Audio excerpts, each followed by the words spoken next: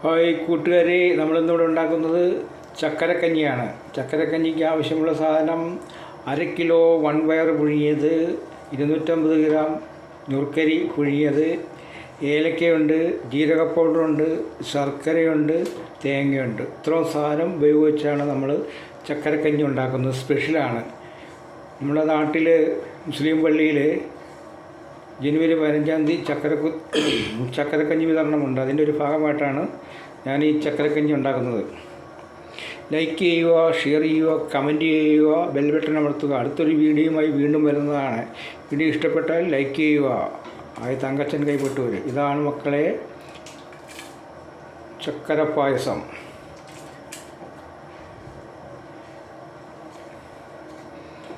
ചക്കര പായസം. ഇതിലേക്ക് നമ്മൾ തേങ്ങ ഇട്ട് ഒന്ന് മിക്സ് ചെയ്യുന്നു. തിക്കായി കഴിയുമ്പോൾ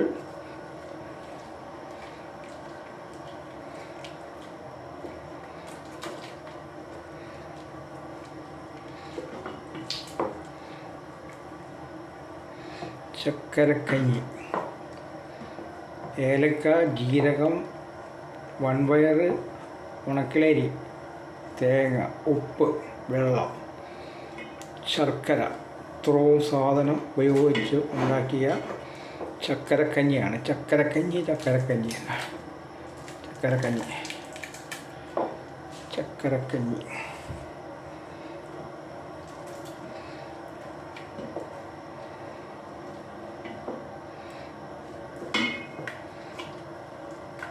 ലാസ്റ്റ് പണിപ്പുരയിൽ നമ്മളിനി ശർക്കര ഒഴിക്കുകയാണ്.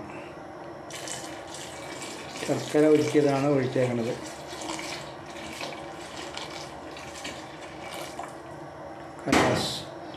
കലാസ് ചക്കരക്കഞ്ഞി റെഡി ആയിട്ടുണ്ട്.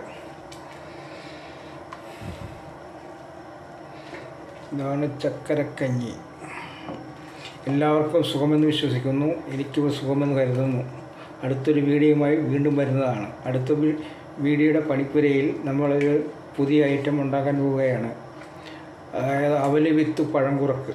അതിൻ്റെ പണിപ്പുരയിൽ നടന്നുകൊണ്ടിരിക്കുകയാണ്. Hi, okay, thank you.